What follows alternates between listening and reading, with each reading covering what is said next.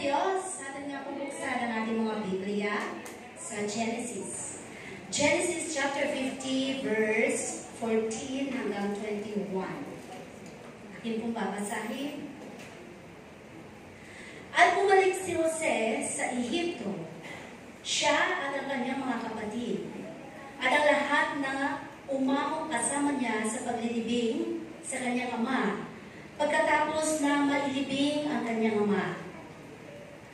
At nang makita ng mga kapatid ni Jose na ang kanilang amay namatay, ay kanilang sinabi, marahil si Jose ay mapupuot sa atin, at lubos na gagantihin sa atin ang buong kasamaan na ating ginawa sa kanya. At pinasabi nila kay Jose, inuutos ng iyong ama bago namatay na sinasabi, ganito sasabihin ninyo kay Jose, ipatawad mo, isinasamo ko sa iyo ngayon ang pagsalangsang ng iyong mga kapatid, at aming isinasamo sa iyo na ipatawad mo ang mga pagsalangsang ng mga lingkod ng Diyos, ng iyong ama. At si Jose ay umiyak ng kanilang salitain sa kanya. At naparoon ang kanyang mga kapatid naman at nagpakirapa sa harap niya. At kanilang sinabi, narito kaming iyong mga lingkod. At sinabi ni Jose sa kanila, huwag kayong matakot, sapagkat nasa kalagayan ba ako ng Diyos? At tungkol sa inyo ay inyong ipinalagay na kasamaan laban sa akin. Ngunit ipinalagay ng Diyos na kabutihan upang mangyari ang gaya ng sa araw na ito, na iniligtas ang buhay ng maraming tao. 21. Kaya nga, huwag kayong matakot. Aking pakakainin kayo at ang inyong mga bata, at kanyang inaliw sila, at kanyang pinagsalitaan sila na may kagandahang loob. Amen. Ang titulo ng ating pag-aaral ngayong umaga is The Power of Forgiveness. Ang kapangyarihan ng pagpapatawad. Sa buhay ni Jose na ating nabasa, di ba lagi natin naririnig yung mga aral ng buhay niya sa iba't ibang aspeto ng kanyang mga karanasan, ay iba-ibang mga sermons, iba-iba ang mga mensahe ng ating Panginoon. At dito, sa ating pag-aaralan ngayong umaga, ito ay patungkol naman sa huling panahon na kung saan ay na-realize ni Jose kung gaano kahalaga ang tunay na pagpapatawad, lalo tigit sa kanyang pamilya. Sa buhay natin, bilang mga naglilingkod, mga mananampalataya, ganoon din kaya ang ating magiging character sa mga tao maaaring nakasakit sa iyo, maaaring nagdulot ng sama ng loob sa iyo, or anumang bagay na naging karanasan mo sa buhay, na nagtanim, nagkaroon ng ugat, at ngayon ay kaya mo bang punutin ito? Amen. Muli na Diyos. The power of forgiveness. Sa ating binasa, sabi nga, kung meron bang isang tao na tauhan sa Biblia na maaaring masabi natin na nakaranas ng pinakamasakit na karanasan sa buhay, ay walang iba kundi si Jose. No? Ang kanyang ama, medyo babalik lang tayo ng konti sa mga history. No? Ang kanyang ama na si Jacob ay nagkaasawa ng dalawang magkapatid. Di po ba? Si Rachel o si Raquel at si Leah. So, sa madaling salita, sa dami na ng ating mga napag-aralan patungkol sa kanilang buhay, ay naging bunga ang mga magkakapatid na ito. No? Pero meron siyang isang babaeng kapatid, kaya naging 13 sila. At makita natin sa Biblia, ang may counting lamang ay lagi ang mga lalaki. No? So yung namatay din yung kapatid na babae ni Jose, yun yung ni-rape. At dito sa buhay ni Jose, namatay ang kanyang ina, 10 years old pa lamang siya. So, nung mamatay na ang kanyang ina, ay lalo nang naibuhos ang pagmamahal ni Jacob kay Jose. No? Bakit? Dahil si Jose ang bunga ng tunay na pagmamahal na talagang kanyang first love, si Raquel, di po ba? Na kanyang talagang, yun ang kanyang first love. Kaya talagang naipakita niya na siya yung paborito sa 12 magkakapatid na ito. At yun ay naging dahilan para kaingitan ng kanyang mga kapatid, no? Hanggang sa siya ay mapagplanuhan para patayin. Pero I think sa buhay natin, kapag ang purpose ng Panginoon ay hindi pa tapos sa atin, kahit gustuhin ka magpatayin ng kaaway, hindi pa mangyayari. Dahil ang Diyos nagpe-preserve ng buhay at patuloy na nagtuturo hanggang sa makuha mo at maranasan mo kung ano talaga ang purpose ng Panginoon, bakit kanya binuhay. No? So kagaya na naging buhay ni Jose. So at 17, he was attacked by his brothers. So ito na yung naging pasimula ng kanyang buhay na wala na dun sa comfort zone niya.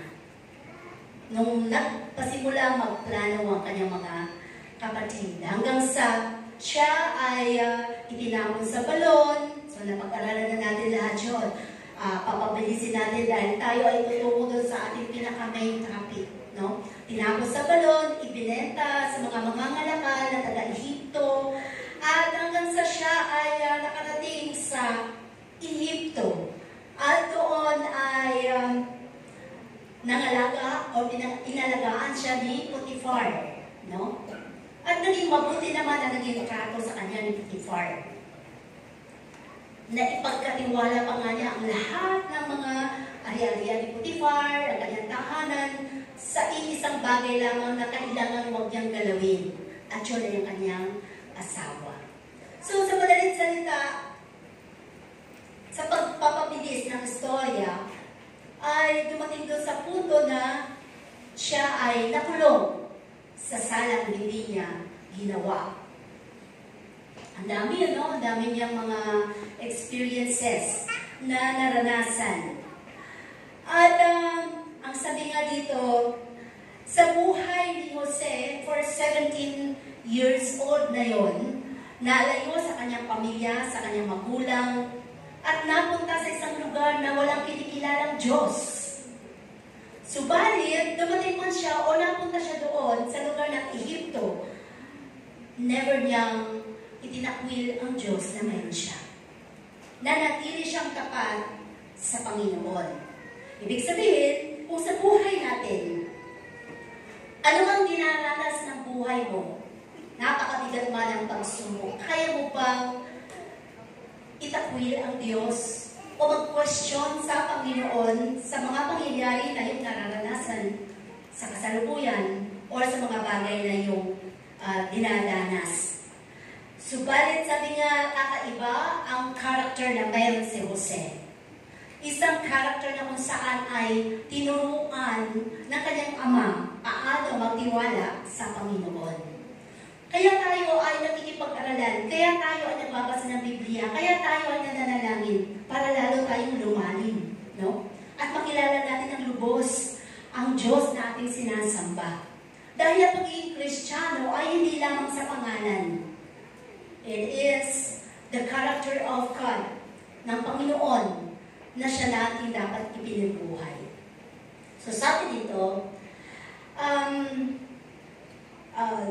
healing is a hidden hurts, no? Yung sugat na naranasan mo sa iyong puso, ito ay mananatili kung ito ay aalagaan mo at hindi mo isusuko sa Diyos. Pero, ma-overcome ba ng bawat isa sa atin? May kanya-kanya tayong istorya ng buhay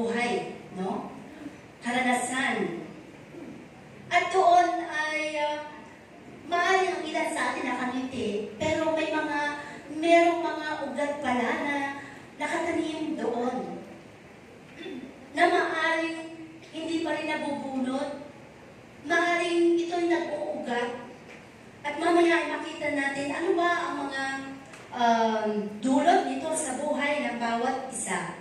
Ang sabi dito, if we desire healing, kailangan ma-heal tayo. Kung dinidesire mo talaga siya. Pero kung gusto mo siyang alagaan, naandyan lang yan. Hindi yan aalis. Mananatili lagi yan na may galit ka, sama ka ng loob, lalo na every time na nakikita mo ang taong nagbigay sa'yo, nagdulot sa'yo ng sakit na ito. So sabi nga dito, paano natin ma-overcome ang tinatawag na hurts, mga bagay na sakit na mayroon tayo. So, sabi nga, the purpose is kailangan may forgiveness. Pero, sabi nito, number one, we have to guard against bitterness. Bantayan natin. Binabantayan niyo ba ang inyong mga puso? Laban doon sa mga puot, galit, sama ng loob na meron kayo. O ito ba'y inaalagaan niyo? At ito ay kumukulo every time na nakakita kayo doon sa mga pamilya ba, mahal ba sa buhay, asawa ba, anak ba, or sino pa man na nagbigay sa inyo ng sakit. At maraya sasabihin mo, kaya ako naging ganito dahil sa taong yun. Pero sabi nga, we must guard against bitterness. Ano bang maidudulot ng puot sa puso mo? Maaaring ikaw ay may stress, maaaring ikaw ay makaranas ng mga anxiety o ano pa man. So sabi dito, guarding your heart against bitterness is what can happen when we choose to dwell on our wounds. Pag lagi ka lang tuwan dun sa sugat na meron ka, hindi ka maka-overcome, no? Laging yun na lang ng yun ang dadalhin mo sa iyong kaisipan. So maybe we get the habit of picturing the one who wounded us. Laging siya nakikita mo doon sa iyong alalahanin, doon sa iyong mga pag-iisip, no? Nai-imagine mo lagi. Sino ba yung taong to na nag-api sa'yo, nag-down ang pagkatao mo? At sabi nga dito, ang lahat ng ito is, ang pinakamadaling gawin is to pay back. Parang gano'n, maggaganti ka, isang araw gagantihan ko yan. Isang araw, papakita ko sa kanya na kaya kong patunayan. Parang gano'n, di ba? Meron pa tayong grudge sa ating mga sarili, no? At dito nga is, sabi nga, we must not dwell on our wounds. Dahil ito ay, ikaw din ang higit na maaapektuhan. Bitterness can even lead to a desire for personal revenge. Ito yung sinasabi ko kanina. Parang nagkakaroon ka na ng personal revenge.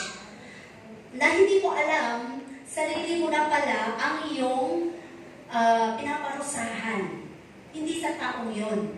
Ikaw na pala. Ikaw na yung nagsasuffer, hindi ka na makatulog. Lagi mo na lang siyang iniisip. Sabi nga, meron akong dinidiyan na isang tao na yung karanasan ng buhay niya, mula nung nag-aral siya, hanggang sa nakaranas siya ng matinding pagsubok sa buhay niya, na-rape siya, tapos mga hindi lang isang tao, 4, 5. So, hindi siya makamove on doon, hanggang doon. For how many years hanggang ngayon? Doon siya lagi nakatingin.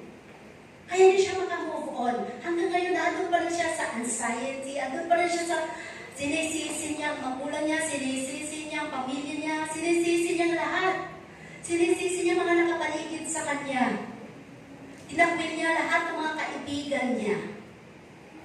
So, sabi ko nga, nasa sayo ang susi. Ikaw ang magpapalaya sa sarili mo. Una sa lahat, ang Panginoon, tutulungan ka lamang niya kapag isinuko mo ito sa Diyos. Palagi na lang ganun. Pero parang iniisip niya lagi na, makikita na may takot siya sa tao, may takot siya sa mga lalaki, may takot siya. Lahat na, hindi siya makawala doon. Parang nakagapo siya ng kadiliman.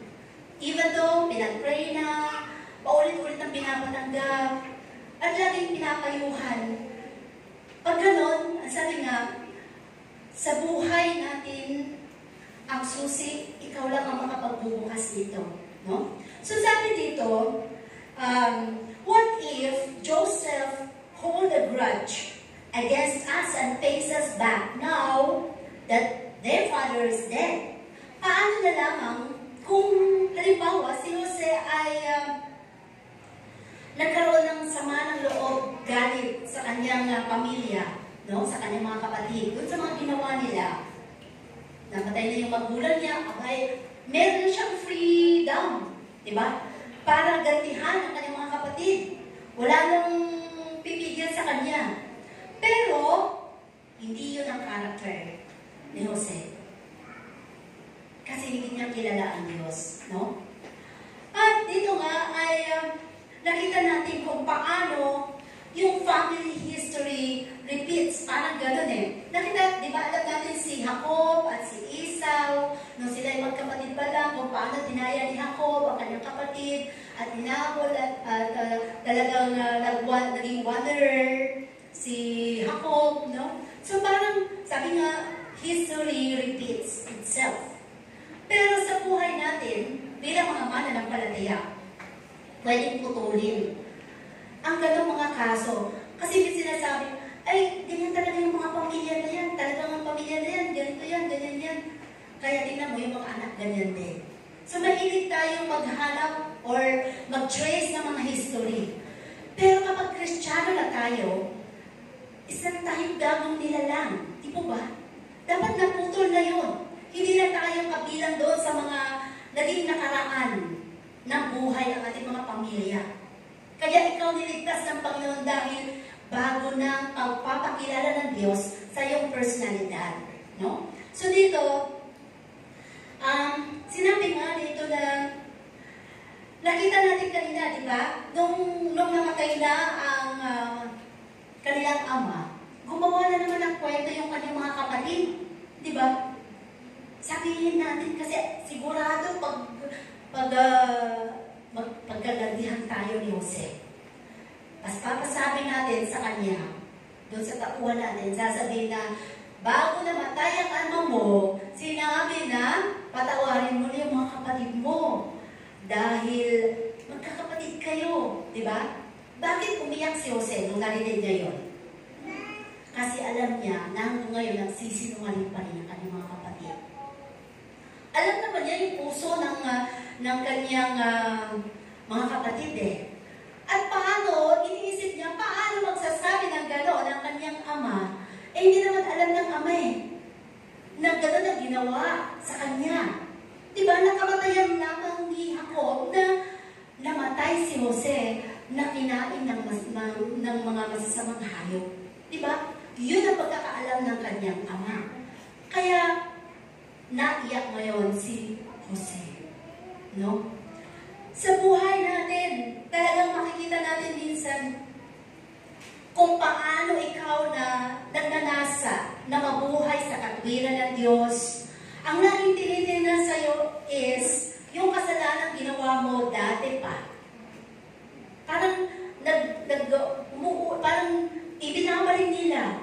Eh, ganyan ka naman talaga Parang gano'n, di ba? Kahit na binago ka na ng Diyos, parang nais laging ipaalala sa'yo ng kaaway kung sino ka. Pero sinabi talaga ng Panginoon, isa ka lang bagong nilalang. Di ba? Huwag mo nang ipaalala dahil bago na siya. Yun ang gusto ng Panginoon. Pero, paano kapag nag-aaway ang mag-asawa, ang mga magkakapatid, ang mga magpapamilya? Laging pabalik-balik. Eh, ganyan talaga yan eh. Eh, ganyan ka talaga. Yan talaga ugali mo eh. Talagang dinidiinan pa natin yung mga dati pang ugali na iniliping na sa lupa at pinatawad na ng Panginoon. Ngayon, na napakinggan natin, dapat alam na natin bilang mga Kristiyano.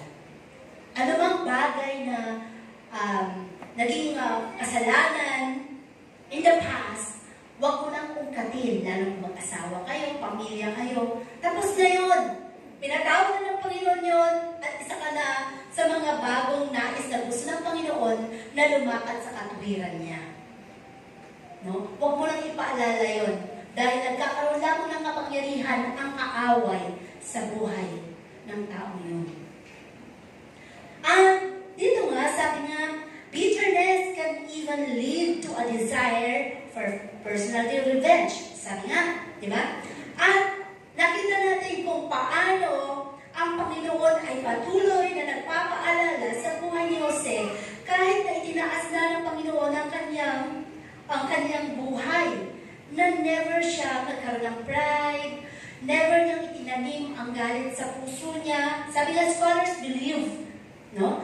Doon sa pagkakaiyak ni Jose, na talagang kilalang-kilala niya ang mga kapatid niya. At doon sa verse 19, anong sabi dito kanina? Verse 19. Habang sinasabi niya, patawarin mo na yung mga kapatid mo. At sinabi ni Jose sa kanila, huwag kayong matakot sapagkat nasa kalagayan ba ako ng Diyos? Para hatulan kayo. Parang gano'n, di ba? Huwag kayong matakot. Eto ako. At ako'y naturuan ng ating Ama. Parang gano'n. Minsan pinagdududahan pa natin yung mga nagbago na yung character ng mga anak mo, asawa mo. Pinagdududahan pa natin minsan, hindi ba? Nilalagyan pa natin ng parang papel ang kaaway, no? Na sa halip na ipakita kung ano yung pinakamaganda na nais ng Panginoon sa atin, ay ang nakikita pa ulit is yung mga bagay na maaaring gumawa ang kaaway. So, in other words, ang sabi nga ni Jose, I'm not in business of paying back, no? The revenge. Hindi ako ganon. Hindi ako ganon. Parang, deep wounds will never heal if we let ourselves bitterness. Yung napakalalim na sugat ng puso natin, nahihil po yun. Nahihil po yun kapag pinakawalan mo siya kayo or itinaas mo kayo. No? Nahihil po yun. Hindi po pwede sabihin, di ba sa mga matatanda, naririnig natin yung magpantay man ng aking mga paa. Hindi ko mapapatawad siya. Nanay, tatay, ang Diyos nga nagpatawad. Diyos yun, tao ako. Di ba? Ganun lagi, naririnig natin yun. Ganun din ba ang ating mga prinsipyo sa buhay? Na ikaw na nakakakilala ng katotohanan. Matutunan natin mag-let go. Kahit na gaano man kasakit, gaano man ang naging karanasan mo. Dahil hindi ka makakarating sa buhay mo ngayon kung hindi ka pinatawan ng Diyos. So marapat lamang talaga na tayo din ay magpatawad. So sabi dito, if you want to spread the hurt, ito ay maaaring makaka-apekto sa buong pagkatao mo. So Joseph was a wise man. Kaya nga sabi, every day of our lives, dapat humihingi tayo lagi ng karunungan sa Diyos. Sa bawat desisyon, gagawin, iisipin, paplanuhin, para lahat ay maging smooth ang buhay natin. Kung ano man ang iniisip ng ibang tao sa'yo, inuhusgahan ka man nila dahil kilala nila ang pagkatao mo. Pero sinabi ng Diyos ay pinatawad na kita, anak. Wala kang utang doon sa mga tao na yon. Ang Panginoon ang nakakaalam sa iyo at nakakakilala sa iyo. At hindi sila ang magliligtas sa iyo. Kung sila ay pakikinggan mo at sila ay iyong bibigyan ng pansin, baka hindi ka makarating sa langit na bayan. So sabi, he knew God would not heal his hurt as long as he carried a bitter desire to see harm come to brothers. So alam niyo sa yun, na kapag hindi niya napatawad ang kanyang mga kapatid, alam niya na hindi siya kaluluhuran ng Panginoon. So, if we want God to heal the wounds, we must, masabi, take steps towards forgiveness. Madaling sabihin ang pagpapatawad or forgiveness. mahirap gawin. May mga tao na nagsasabi, oh, pinatawad na kita. Pero huwag ka nang magpakita sa akin, ha? Hindi mo pagpapatawad yun. Di ba? Oh, pinatawad na kita. Pero once na nakasalubong mo, umiiba ka ng daan. Hindi pa rin po totally na nakapagpatawad ang tao ito. Naandun pa rin ang ugat at hindi pa na bubunos. Kasi, sabi nga, hindi mo siya nakakalimutan. At talagang nag-i-inflict pa rin sa puso mo yung nararamdaman mo ng una kanyang nasaktan. No? So sabi nga, we have to take steps towards forgiveness. Do you have a deep wound inflicted by someone in the past? Meron ba? Sabi nga natin, ang bawat isa sa atin may mga istorya ng buhay. At marami tayo lang nakakaalam. O ikaw lang ang nakakaalam, pamilya mo, mahal mo sa buhay o sino pa man. Ikaw at ang Panginoon lamang. Kung ito ay yun ang inilift up, isinuko sa Panginoon, safe ka na doon. Pinatawad ka na ng Diyos doon. At minood na ulit ang puso mo ng Panginoon. No? So sabi dito, guard against bitterness by trusting with God. To right the wrong without the healing will not occur. Sabi nga, kailangan magtiwala ka lang sa Panginoon. Ipagkatiwala mo lang lahat ng bagay. Ang hirap kasi talaga magpatawad. Talagang mahirap pakawalan. No? Sabi, I know lots of people here been deeply hurt by someone in your life. At sabi niya, what happened in your life? Ano na bang nangyari sa buhay mo? Babalad ka, kapatid, diligtas ka ng Panginoon, nakilala mo ang Diyos. Yung mga hindi nakakilala sa Panginoon, kalimitan ng kanilang karanasan, may nagpapakamatay. Naglalaslas. Pumupunta sa malayong lugar na akala nila yun ang pagtakas. Pero kahit saan ka pupunta, sumakay ka man sa Jubibo, sumakay ka man dyan sa Ferris wheel ng Gapan, pagbaba mo, nandun pa rin sa kaisipan mo. Di ba? Pansamantala lang lahat ng pwede mong aliwin ang sarili mo. Ang pinakamabuti is, you have to let go. No? And why it is hard for you to forgive? Bakit nga ba? Kasi, yun ang puso natin eh. Kalimitan nandun yung pride. Ako magpapatawad? Ako na nga nasaktan, ako pa magpapatawad? Sabi nga, maybe some of us have separated parents. Ang mga magulang na lumaki, hiwalay ang kanilang mga magulang. Ang mga bata na lumaki, na hiwalay ang kanilang mga magulang. Gaano ba kasakit ang epekto sa mga anak? Na ito ay nagdudulot ng sama ng loob sa kung sino man ang umalis sa kanilang tahanan. Na every time na nakakita sila ng mga pamilya na buo, masaya, namamasyal, kasama ang tatay, kasama ang nanay, kumakain sa labas, habang sila ay nanonood at nakikita lamang nila, sasabihin nila, mabuti pa sila, buo ang pamilya. Kanino bang kasalanan? Sa kanila ba ng mga anak? O dahil sa mga pride ng mga magulang?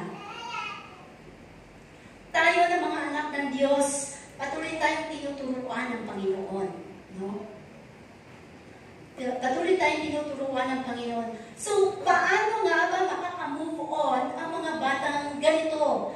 Ang kanilang puso na naroon sa stage na galit, sama ng loob sa kanilang mga magulang. At pwede nilang sisihin ang magulang nila kung bakit naging ganon sila, naging rebelde sila, hindi sila nag-aaral ng mabuti, naging pasaway sila sa magulang nila. Sabi nga, kung bakit nagiging ganon ang mga anak natin, may dahilan. Kung bakit ang mga karakter nila, sasagutin ka lang na walang galang, may dahilan. Hindi pwedeng maging ganon ang karakter ng ating mga anak. kung sila napalaki o may mga bagay na wala silang hinahanap sa inyo ng mga magulang. So dito, ang sabi nga, paano mapapatawad ng mga anak ang kanilang mga magulang unless nakakilala sila ng lubos sa Diyos? At sasabihin nila, wala man akong magulang, meron akong Diyos na nagbibigay sa akin ng comfort, ng peace. Kaya mapalad ang mga kabataan na hindi buo ang pamilya, pero nakakilala sa Panginoon. Dahil naniniwala sila, one day, isang araw, desire pa rin ng kanilang mga anak na mabuo ang kanilang pamilya. At pangako naman ng Diyos yun. Di ba? Pangako ng Panginoon yun. Na ang pinagsama ng mag-asawa, tama ba? Ay kamatayan lamang ang pinagsama ng Diyos, kamatayan lamang ang makapaghihiwalay. Kung ikaw ay totoong Kristiyano at naglilingkod sa Panginoon, hindi hahayaan ng Diyos na mawala ang isa man sa inyo na hindi kayo nagkaayos. Yun ay pangako ng Panginoon. Yun ay pangako ng Panginoon. Ang hinahanap lang ng Diyos is mapagpatawad na puso. Kaya mo pa ba siyang tanggapin kung siya ay babalik sa iyo? Yun ang nais ng Panginoon. No? Ikaw na isang Kristiyano na nakakaalam ng mabuti ay gagawin mo dahil masigit na mahal mo ang Panginoon at nais mo na lumakad sa kanyang katwiran. Or maybe some of us, sabi ito, are molested when child. Marahil ikaw ay isa sa mga nakaranas na molestya, excuse the word, na molestya, na magulang mo, pamilya mo, mahal mo sa buhay, kaibigan mo, pinsan mo, or kapatid mo, na akala mo, it's an act of love. Love lang yan. Parang ganun. Kung yakapin ka or ano, na iniisip nila dahil sa iyong kawalang kamurahang edad, hindi mo alam na ikaw pala ay napagsasamantalahan. Pero nung lumaki ka na at nakita mo na ang kahalagahan ng buhay mo, naharas ka pala ng maliit ka. Ngayon, nung nalaman mo na mali pala yun, akala mo love lang. Sinasabi, love kita, kaya ito, ayan. So, nung lumaki ka na, nakita mo na harassment pala yun. Dumating sa punto ng buhay mo na every night na nakikita mo na siya, nagkakaroon ka na ng aliveness sa sarili mo. Ito yung nangharas sa akin, malit ako eh. Di ba? So, paano mo ngayon mapapatawad ang tao ito? Ang sabi nga, ang susi pa rin ay ang Panginoon. Kasi kung hindi, ang ugat na yun na nakatanim sa puso mo, mananatili yun. Na every time na makita mong tao na doon, maaring nakamove na yung tao na yun, mahal mo sa buhay o sino pa man, wala na sa kanya dahil siya ay marahil niligtas na rin ng Panginoon o ano pa man. Pero ikaw, na hindi mo na isuko sa Panginoon nito, hindi ka rin nakakalaya. So napakahalaga na mag-consider mo ang sarili mo na isa ka ng bagong nilalang at pinapalaya ng Panginoon. Ang sabi nga, di ba, sabi nga sa Bible School, doon sa deliverance, pinasulat kami doon ng mga, lahat ng mga kasalanan na nagawa mo mula nung maliit ka na naalala mo. Susulat ka lahat doon. At kung meron pa mang mga kasalanan na hindi mo na maalala, ipag-pray mo yun. Diba? Babasahin mo yan sa isip mo lahat ng mga kasalanan na gawa mo na hinihingi natin for deliverance. Hihingi natin ng kapatawaran sa Diyos. At dun sa mga hindi mo na maalala, hihingi mo pa rin sa Panginoon, Lord, ano pa ba yung mga kasalanan na hindi ko na maalala? Maaaring may nasaktan akong tao, maaaring may mga bagay akong nagawa na hindi naging intended sa tao ito, patawarin mo ako, Panginoon, para ng Diyos. Kasi sabi nga, maliit o malaking kasalanan na hawak-hawak pa rin ang puso natin, kasalanan pa rin yun. Maaaring pwede ka pa rin hindi makarating sa langit na bayan. So, kailangan malinis talaga ang puso natin. Or maybe some of us lost their parent. Di ba? Maaaring pinatay ang magulang mo. No? Or may mga tao nag-cause ng sobrang sakit sa magulang mo, na high blood, na atake, nagkasakit sa puso hanggang sa namatay. So, nagkaroon ka ngayon ng grudges doon sa taong nagdulot nito. So, paano? Paano mo mabibigyan ng hustisya sa puso mo ang mga taong ito? Na ang iyong pinakamamahal na magulang ay nawala dahil sa kanila. Napakahirap, hindi ba? Pero, tutulungan ka ng Panginoon para makalaya. Para matanggap mo sa buhay mo na lahat ng nangyayari sa buhay natin may purpose ang Panginoon. At alam niya na laging merong healing, no? Nasa healing process, tutulungan ka ng Diyos para maranasan mo ang tinatawag na healing. Or maybe some of us, sabi dito, wanted to end his life for his relationship with parents and aunts. Maring napagalitan ka lang, o lagi ka na lang, ikaw lang lagi ang para bang sinisita ng magulang mo, iniisip mo hindi ka mahal, iniisip mo ikaw ang api-apihan sa bahay, nakamatay na nga ako, maglas-las na nga ako, uminom na nga ako ng gasolina, magmumukmo ka, maglala ka ng pintuan, bahala ka nyo dyan. Yung nagtatanim ka ng sama ng loob sa magulang mo. Pero anong sabi sa Biblia? Ang sino mang totoong nagmamahal, nag-aalaga sa kanyang mga magulang, hahaba ang buhay. Pero kung ikaw na anak na nagtatanim ng sama ng loob sa iyong mga magulang, baka mauna ka pa sa magulang mo. Dahil sasabihin ng Diyos, total, wala ka namang pakinabang, wala ka namang mabuting ginawa sa magulang mo na nagdala sa'yo, 9 na buwan, pinalaki ka, inalagaan, pinag-aral, pero yan bang igaganti mo? Kaya mapalit yung mga bata noon, di ba? Yung mga nakararas ng, hindi ka pa nagsasalita, sasabihin sa'yo ng magulang, oops, huwag kang magsasalita, dahalas ka ng tampal sa magulang mo, padutubuin ang bibig mo, di ba?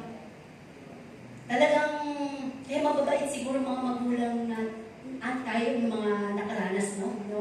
Na sobrang disiplina. Minsan ka lang sasagot, sa amin sinasabi na, porket malaki ka na, malakas na tuhod mo, sasagot-sagot ka na sa amin. Parang gano'n lagi ang pinasabi. Kaya hindi ka makakasagot sa magulang. Pero ngayon, nakakadalaw ka pa lang, nakaliman na yung anak mo. Hindi ka makapagpaliwanag, sila lang unang nag-conclude dun sa mga sinasabi mo sa kanila. Di ba? So sabi dito, maring nagtatanim ka ng sama ng loob sa magulang mo. Sasabihin mo, sana siya na lang yung magulang ko, napakabait. Tumira ka kaya doon kung magiging mabait sa'yo. Mabait lang yun dahil nakikita ka or hindi ka naman nakatira sa kanila. Pero subukan mo maging anak ka rin niya. Walang ibang magbibigay ng pinaka-dalisay at mapagmahal na magulang. Totoong pagmamahal, kundi ang magulang mo lang. Kahit sabihin mo sila ng pinakamadiwara, pinakamadisiplina, pinakamatapang, pinakamasyadong mahigpit na magulang, ang magulang mo pa rin ang totoong magbibigay ng pagmamahal sa iyo. Hindi ka nila matitiis kahit sabihin mo, ikaw ang pinakamasama ang anak. Kaya ka pa rin tiisin ng magulang mo. Kapag ikaw inawala ka, hanapin ka pa rin ng magulang mo. So huwag kang magtatanim ng sama ng loob sa magulang mo. Ilang taon na lang yan na makakasama mo ang mga magulang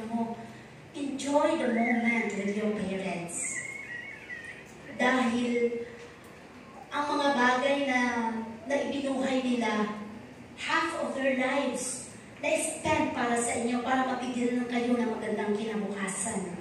So sana, sabi nga, ganun din, mag-pay back tayo sa kanila. Hindi man material, hindi man financial, yung love na gusto nilang nararamdaman nila mula sa inyo ng mga anak. So, huwag tayo magtanim ng galit o sama ng loob. Kung meron man, hihingi mo ng tawad sa Panginoon. Or maybe some of us, sabi nga, live by someone. Oh, na in despair, hindi nasagot ng nililigawan, or nag-break up, parang yun na yung mundo niya. Parang ganun. Parang, di ba, pagaliwa, nag-break up, nagkaroon ng talagang sobrang sakit sa kanilang nararamdaman. At nagtatanim sila ng sama ng loob. No? So, kailangan matutong mag-let go. Or, maybe some of us have been sexually abused. Yung kagaya kanina ng kwento ko, di ba? Na, gusto mo ba na maging ganon? Pero, isa sa mga artista dati, di ba? Na talagang pinatotoo niya nung nagkakilala na siya sa Panginoon, si Maria de la Riva ba yun? Na talagang ang daming nang rape din sa kanya sa sementeryo.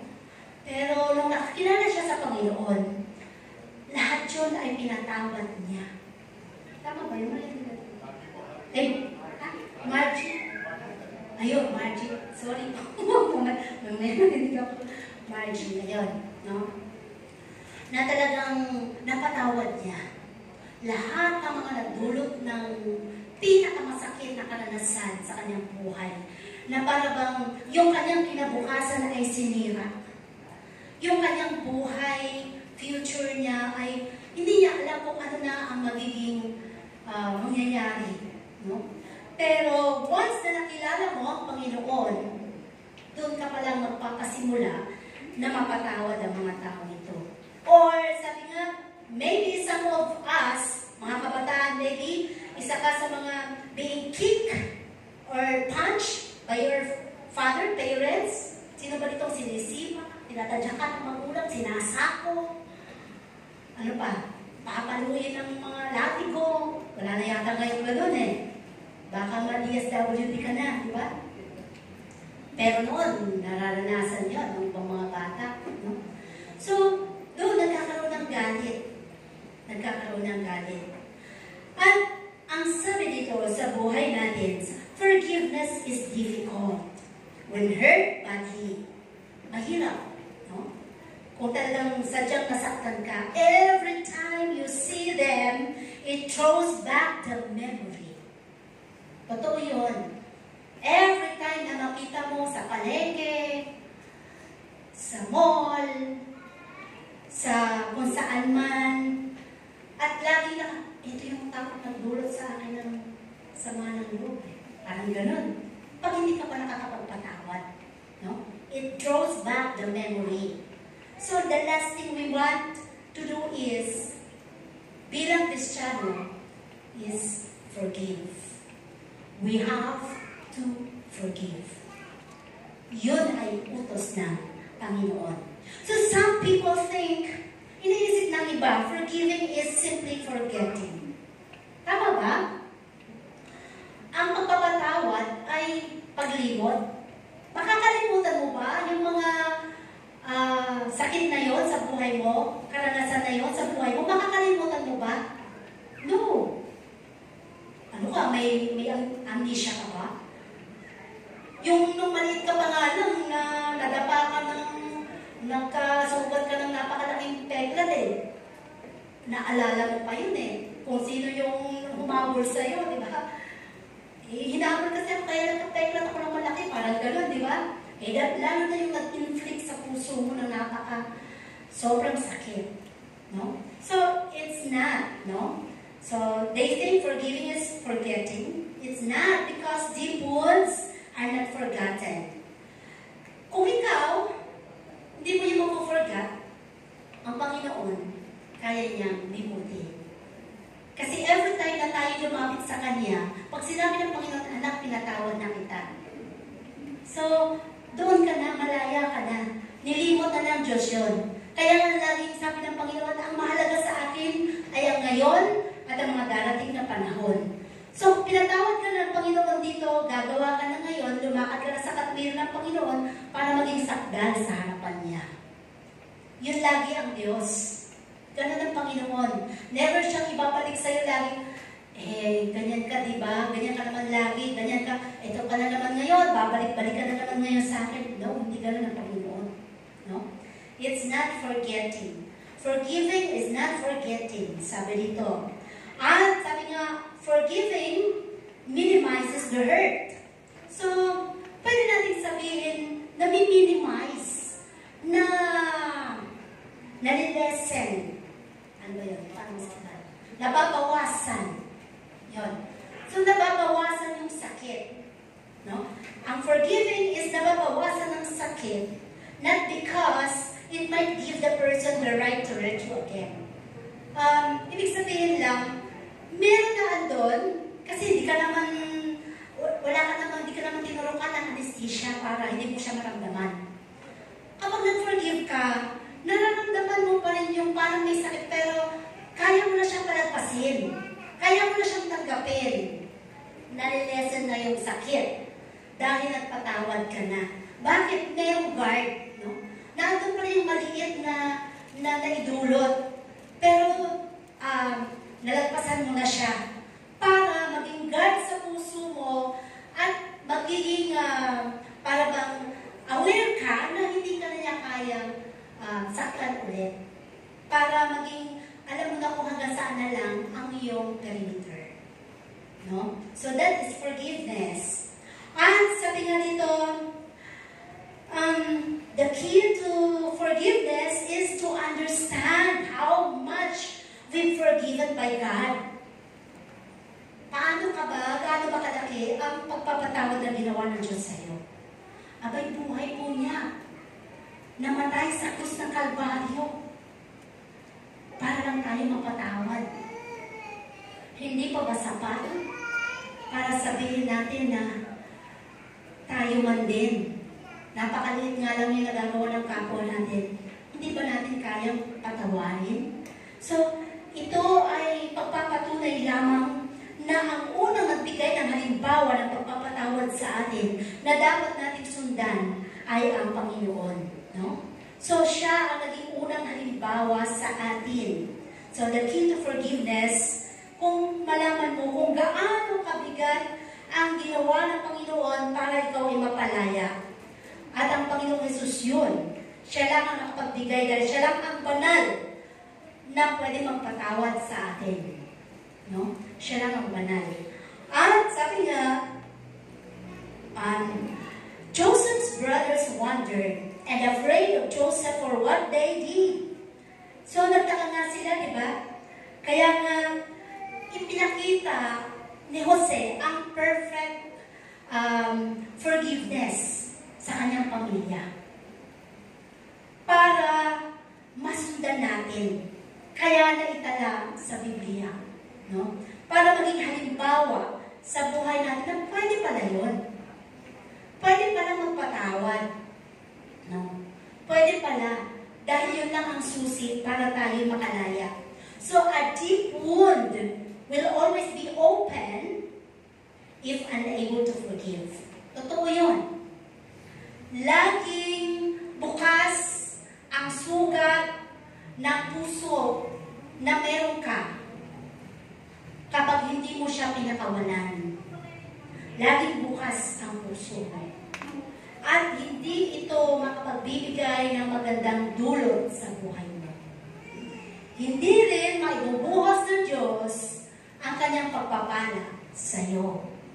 Kasi nakafocus ka lagi doon sa mga nangyari, sa mga sama ng loob, sa mga sakit na naranasan mo, sa mga nagtiwala sa iyo, sa mga nanglait sa iyo, sa mga nagbigay ng sama ng loob, no? Sa buhay mo.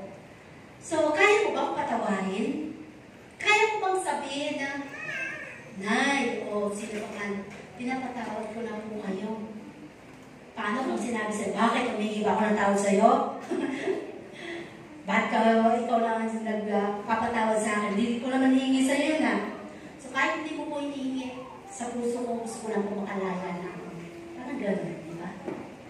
At least nakita niya, nagpakumbaba ka. Kaya lang ang mahirap kapag hawak natin yung pride sa ating puso. So, hindi tayo makalapit, no? Para makapagpatawad.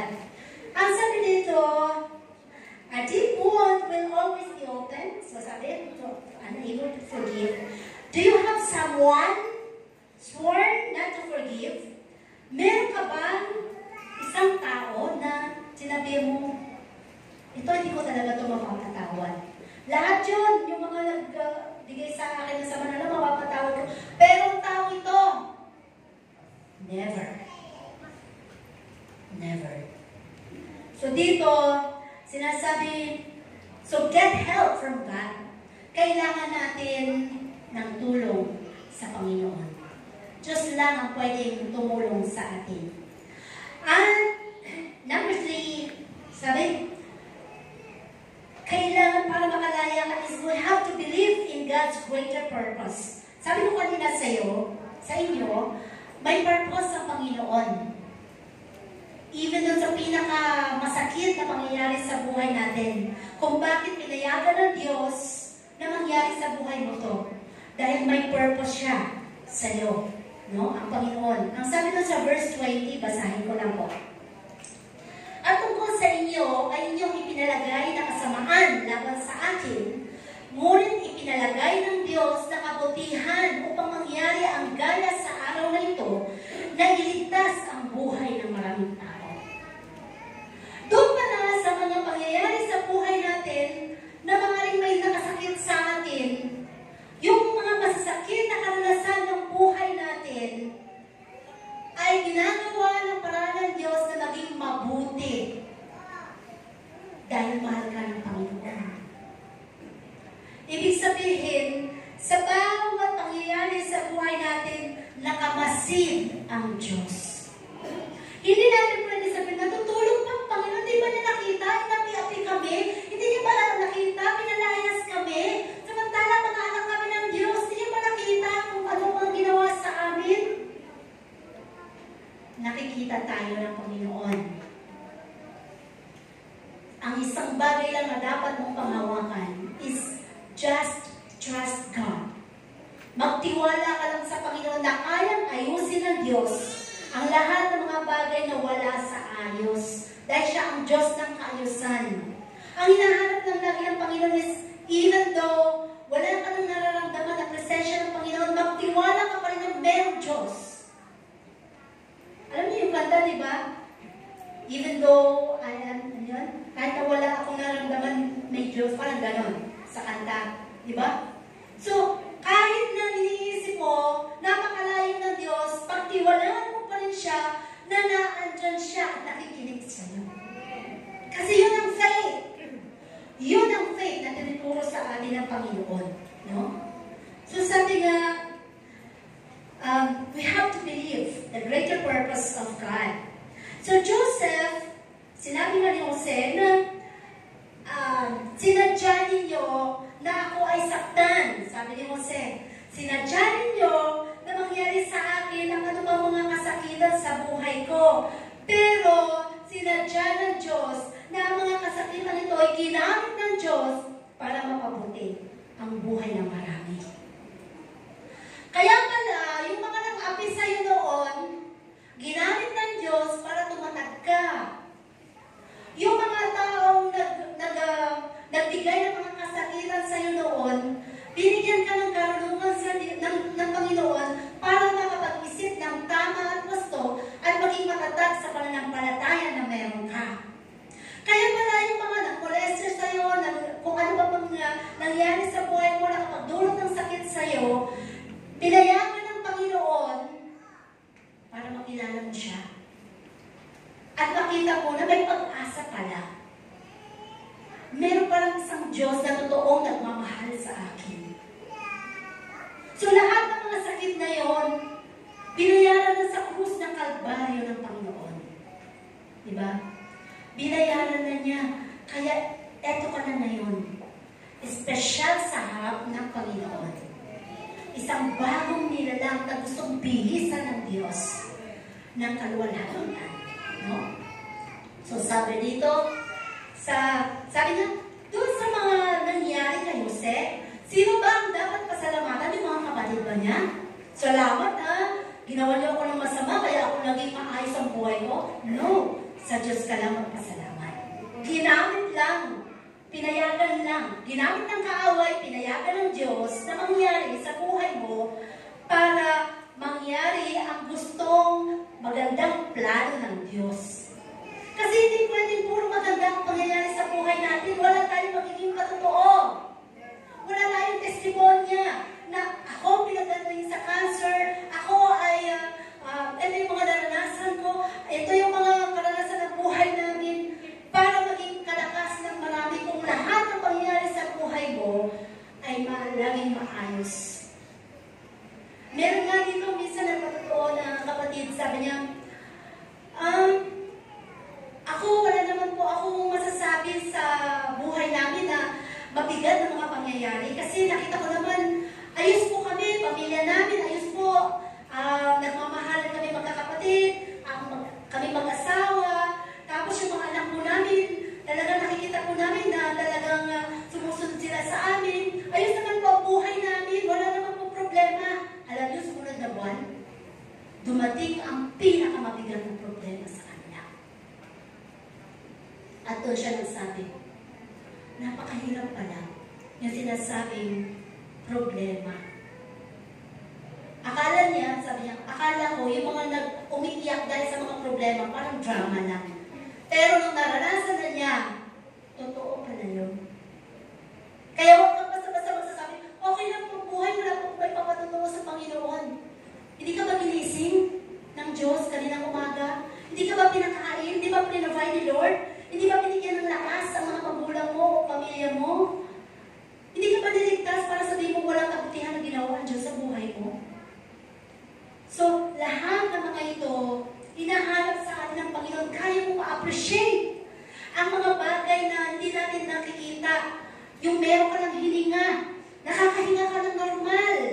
Yung iba nakakahinga dahil sa oxygen. Samantalang ikaw nakakahinga ng normal.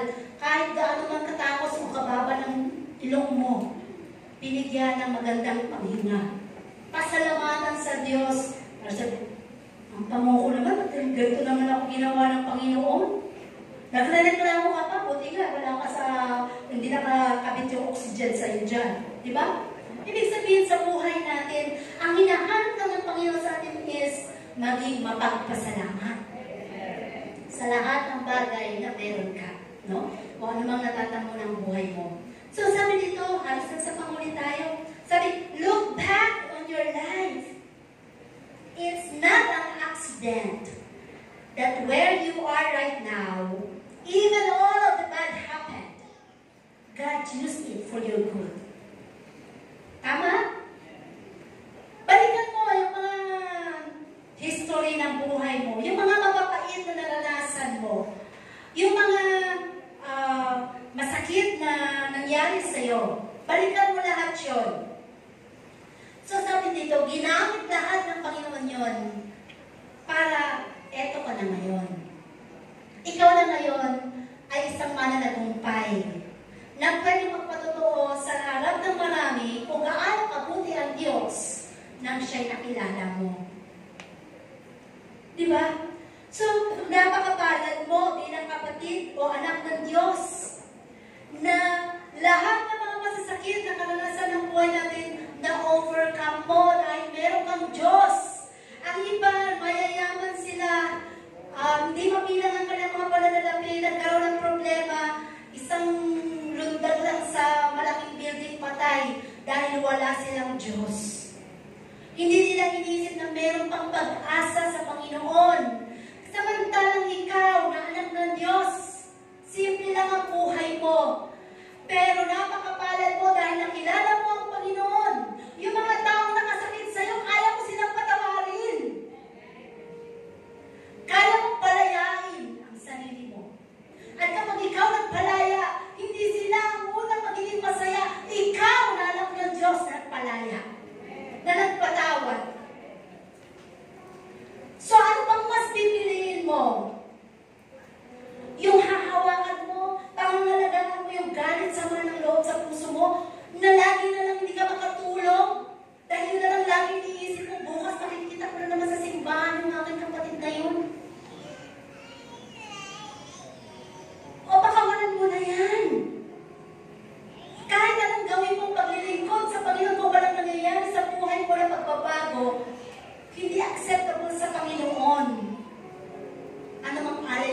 ginagawa natin.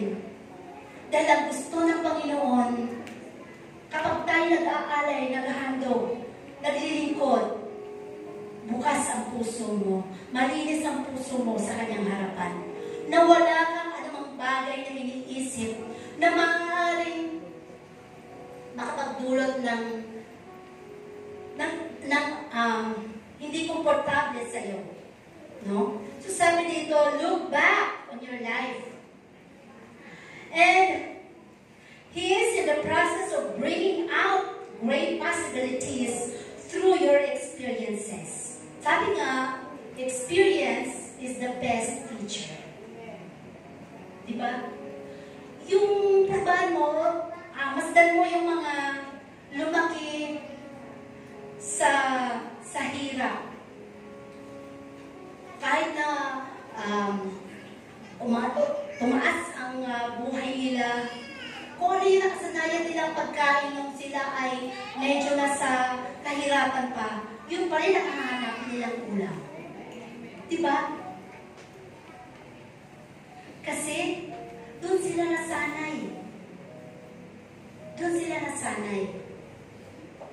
Kung sasanayin mo na ikaw ay malapit sa Diyos, minsan, maaaring dadaling ka ng kaaway sa mapalayo ka, nasanay ka doon sa Panginoon ay na lagi mo siyang tinatawag. Kaya babalik at babalik ka sa Panginoon. Hindi ka papayag na guluhin ang kaaway ang buhay mo. So, last, number 4, sabi dito, we have to live by promises, not explanations. Pinapa-explain mo pa ba? Panginoon, explain mo nga sa akin, ba't nangyari sa akin to? Sabihin mo nga sa akin, bakit ako? Ay, ang dami dyan mga drug addict, ang dami dyan mga masasamang tao, bakit magulang ko pa namatay? Bakit ang kuya ko, ang ate ko, ang pamilya ko? Ay, ang dami dyan. Laging ganun tayo, di ba? Ba't natin ikukumpara dun sa mga masasama? Eh, may purpose pa si Lord sa kanila. Dahil gusto rin ng Panginoon na maligtas pa sila. Huwag mong sasabihin, sana yun na lang, papalik-balik sa kulungan, ba't yun na lang yun ang namatay? Eh, ito nga ang gusto ni Lord eh. Kasi tinuturuan ka nga eh. Diba? Huwag nating ilagay ang ating sarili sa buhay ng iba. May kanya-kanya tayong purpose ang Panginoon. Kung bakit kanya binuhay at kung bakit nangyayari sa buhay mo ito. Ang mahalaga lang doon lagi is acceptance. Ano ang nangyaring masama, masakit? Wala kang magagawa doon. Hindi mo na maibabalik ang anumang bagay. Ang pinakamahalaga, accept. You have to accept it. And then move on. Hingi ng tao sa Panginoon at patuloy na malaman mo ang kahalagahan ng pagpapatawad. No AD or nothing. Explain. You have to live by God's word sa salita ng Diyos. Doon ka mabuhay. Panghawakan mo ang kanyang mga pangako. You have to live by promises. No explanations from any other or no one. Walang bagay na dapat tayong hingi ng pagpapaliwanag sa kahit sino paman. Ang sabi dito, at the bottom of pit, ng buhay ni Jose, nung nasa ilalim siya ng balon, ang buhay ni Jose, aware ba siya na may magandang plano ang Diyos sa kanya? Ikaw ba, nung nandun ka sa mabigat na pagsubok, may mabigat na karamdaman, may mabigat na pangangailangan sa pinansyal, alam mo ba na may magandang plano ang Diyos, bakit naranasan mo yan? No, kasi nakafocus ka doon sa problema mo, hindi ba? Pero sabi nga dito, at the bottom of pit, Joseph not aware of God's plan. Hindi niya alam kung anong plano ng Diyos. In the prison, kahit nung siya'y nakulong na hindi niya ginawa, he did not see the whole picture, but he lived by promises, not explanations. Even nung siya ay nakaranas sa kulungan, Wala siyang mga tinanong sa Panginoon. Lord, mula pa dun sa hinulog ako sa balon, binenta ako, napunta ako dito. Ngayon, nandito na naman ako, Lord, sa kulungan. Andito naman ako sa kulungan, hindi ko naman ginawa, Lord, Wala siyang ganun. Ang lagi lang niya nakikita at iniisip, may layunin ng Diyos. At alam mo, ang layunin ng Diyos mangyayari lagi sa buhay mo. Hindi hayaan ng Panginoon na mamatay ka na hindi matutupad yung mga layunin ng Diyos sa buhay mo. Matutupad lahat yun. Basta sumunod ka lang sa mga pangako ng Panginoon sa'yo. And the last sabi nga, he believed that God would never leave him. Yun lang, isang alam niya. Na kahit saan man siya mapunta, ano man ang kanyang mga karanasan sa buhay, na kahit sa kahirapan man, wala pa mang bagay na estado ng buhay na kanyang marating, alam niya, hindi siya pababayaan ng Diyos. Ganun ba tayo ng mga mananampalataya? Mabilis natin gawin yun, mabilis natin sabihin yun, di ba? Pero kapag nandun tayo sa ganun sitwasyon na makahirap, ang isa lang is paganahin mo ang faith mo. And before we end, yung isang kwento na gaano mo ba kilala ang Diyos? Ang sabi ng anak, Tatay, gaano ba kalaki ang Diyos? Ang sabi ng tatay, anak, tumingala ka. Nakikita mo ba yung eroplano sa taas? Hindi ko masyado makita tayo, parang langgam. Napakaliit naman kasi ang layo, napakataas naman yan. Halika anak, dadalhin kita sa airport. Dinala niya ang kanyang anak sa airport. At pumunta sila doon sa isang nakaparadang napakalaking eroplano. Ang sabi niya, o anak, nakikita mo ba yan? Ay, ang laki naman pala niyan, tay. Ang laki naman ng aeroplano na yan. Para lang ako langgam. Sabi ng mama, yan ang ibig sabihin ko sa iyo, anak. Kung ang isang tao, kung gaano ka kalapit sa Diyos, napakalaki ng tingin mo sa Kanya. Pero kung ang isang tao hindi nanalangin, walang devotion, walang pagbasa ng Biblia, napakalayo at parang langgam lang ang Diyos sa Kanya. Kaya pag dumating ang mga pagsubok, palis ang lahat ng mga bagay na Kanyang pinangahawakan. Ano na agad ang question niya sa Panginoon? So, gawin natin malaki, huge, si God sa buhay natin. Para dumating man yung malalaking pagsubok, mas malaki pa rin ng Panginoon mo. Minsan, sabi natin kasi pag may problema tayo, lagi natin sinasabi na nanalangin tayo. Lord, kasi mo naman problema ko, inuutusan pa natin ng Diyos. Ang sabi dito, prayer is not to tell God, Lord, I have a problem. May problema ako, Lord May problema ako. But to invite God in your problem. Imbitahan mo ang Diyos sa problema mo para makakilos ang kapangyarihan ng Diyos sa problema mo para mabago at magkaroon ng solusyon. Huwag kang sumbong ng sumbong. Sabihin mo, Lord, hindi ko kaya ang problema ko nito.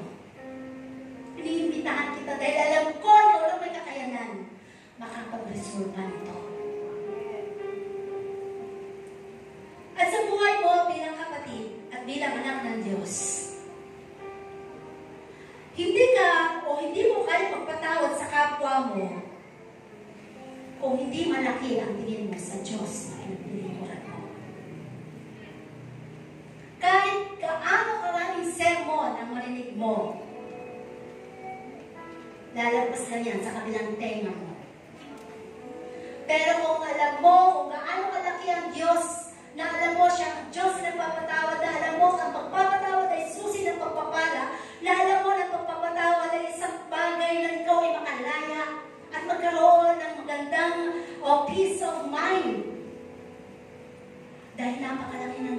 Lord, gusto ko na talaga mabuhay na may kalayaan. Sino man yung gusto kong patawarin ang kagawa sa akin ng kasalanan, pinapatawad ko na, Panginoon. Hindi ko pa man siya nakakausap ngayon pa lang, Lord, pinapatawad ko na rin ang sarili ko. Kung bakit kaya minsan di tayo makapagpatawad sa kapwa natin? Dahil sarili natin, guilty din tayo. Unang magpatawarin ang sarili mo. Hingi mo ng tawad sa Panginoon nang ikaw makalaya. At sa Diyos, laging nariyan, handang iabot ang kanyang dalawang kamay para ikaw ay palayain.